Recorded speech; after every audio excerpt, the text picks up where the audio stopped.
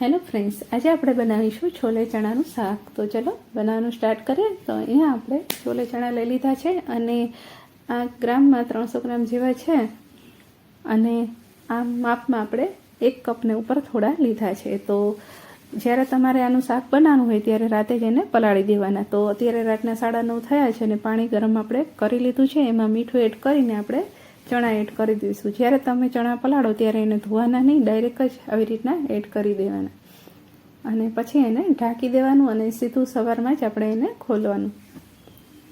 તો હવે આપણે એને સવારે ખોલીશું. તો સવાર પડી ગઈ છે અને આપણે ચણાને ખોલી લેશું. તો સરસ મજાના ડબલ થઈ ગયા છે ફૂલાઈને. તો હવે આપણે આ પાણી કાઢી નાખીશું અને બીજા એક ચોખ્ખા પાણી એને સરસ ધોઈ લેશું.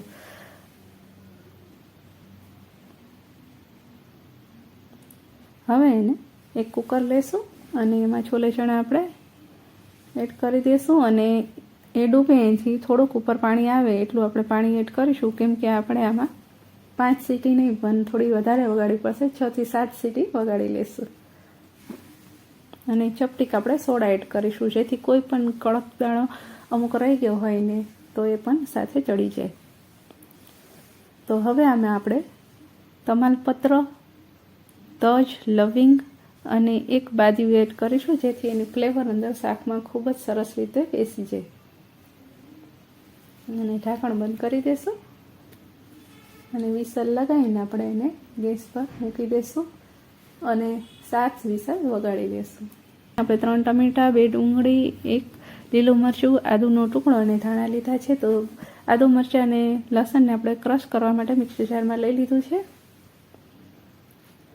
અને ડુંગળીને કટ કરી લીધી છે અને ટમેટાને પણ મોટા મોટા કટ કરી લીધા છે અને ધાણાને પણ કાપી લીધા છે.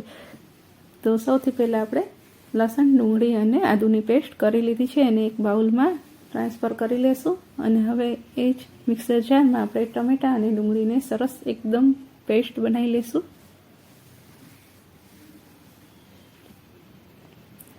તો પેસ્ટ પણ આપણી બની ગઈ છે.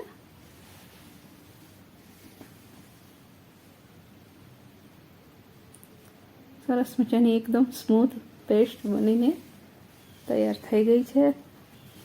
હવે આપણે કુકરનું ઢાંકણ ખોલી લેશું અને જોઈ લઈશું કે ચણા આપણા બફાઈ. તમે જોઈ શકો છો કે અડતાની સાથે જ સરસ મજાનું એ મેશ થઈ જાય છે, એટલે ચણા આપણા સરસ બફાઈ ગયા છે. તો થોડા ચણા આપણે 2 થી 3 ચમચા આપણે એક બાઉલમાં લઈ લઈશું અને તેને આપણે ચમચાથી આવી રીતના મિક્સ કરી લઈશું, એકદમ ક્રશ કરી લઈશું.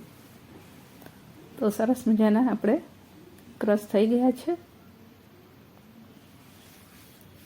હવે આપણે ગેસ ચાલુ કરીશું અને કુકર મૂકીશું. તો આમાં આપણે કાશ્મીરી લાલ મરચું અને છોલે ચણાનો જે મસાલો આવે છે એ પણ એડ કરશું. તો ગેસ પર કુકર મૂકીને તેલ એડ કરીશું, પછી આપણે તમાલપત્ર એડ કરીશું, લવિંગ એડ કરીશું, તજ એડ કરીશું અને એક ઇલાયચી મોટી આવે છે એનાથી સરસ ફ્લેવર આવે શાકમાં, એ એડ કરીશું. થોડા લવિંગ અને મરી એડ કરીશું અને પછી આપણે આદુ, લસણ અને મરચાંની પેસ્ટ એડ કરી દઈશું અને બધું આપણે 2 મિનિટ જેવું સાતળી દઈશું. સરસ મજાનો અંદર મસાલો આપણો થોડોક ચડી જાય એવી રીતના 2 મિનિટ આપણે સાતળી દઈશું. તો સરસ મજાનું સતળાઈ ગયું છે.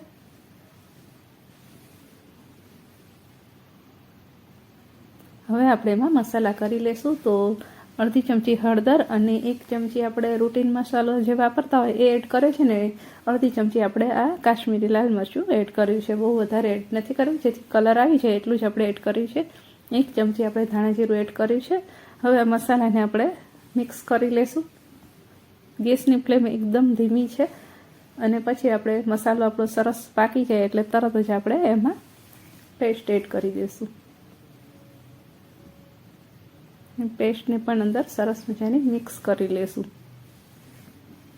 સરસ મિક્સ થઈ જાય પછી આપણે એમાં છોલે ચણા જે આપણે ક્રશ કર્યા હતા ચમચાથી એ એડ કરી દઈશું.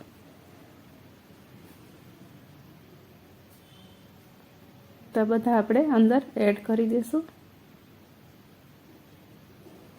અને મિક્સ કરી લેશું. તો તમે જોઈ શકો છો કે કેટલું સરસ જાડી ગ્રેવી આપણી બનીને તૈયાર છે. તો હવે આપણે ચણા એડ કરી દઈશું. એ આપણે જે બાફ્યા હતા એ પાણી સાથે જ બધું એડ કરી દઈશું. એનું પાણી આપણે ફેંકશું નહીં, કેમ કે ચણાને આપણે પલાળ્યા હતા એ પાણી પણ ફેંકી દીધું હતું. આપણે ધોઈ નાખ્યા હતા 2 પાણી, એટલે એકદમ ચોખ્ખું જ છે. પછી આપણે લાસ્ટમાં ઉકળી જાય બધું પછી મીઠું એડ કરીશું સ્વાદ અનુસાર, અને પછી છેલ્લે આપણે ઘી એડ કરીશું. તો ઘી તમારે જેટલું એડ કરવું હોય 2 ચમચી 1 ચમચી, તો અહીંયા આપણે 1 ચમચી એડ કર્યું છે ને 1 ચમચી આપણે ઇલાયચી પાવડર એડ કર્યો છે. એનાથી ખૂબ જ સરસ પંજાબીમાં ફ્લેવર આવે છે. 1 ચમચી આપણે ગરમ મસાલો એડ કર્યો છે અને 2 ચમચી આપણે છોલે ચણાનો મસાલો એડ કર્યો છે. ફરી પાછું બધું મિક્સ કરી લેશું. તો શાક આપણું બનીને એકદમ રેડી છે. આપણે એને નીચે ઉતારી લેશું અને થોડા ધાણા એડ કરી દેશું. તો સરસ મજાની ગ્રેવી સાથે શાક આપણું બનીને તૈયાર છે. આપણે એને એક બાઉલમાં લઈ લેશું. તો તમને મારી આજની રેસીપી પસંદ આવી હોય તો વિડીયોને એક લાઇક કરજો. ચેનલ પર નવા હોય તો સબસ્ક્રાઈબ કરી લેજો અને બેલ આઇકનને દબાવજો રોજ નવા વિડીયો જોવા માટે. તો ફરી મળશું નવી રેસીપી સાથે નેક્સ્ટ વિડીયોમાં.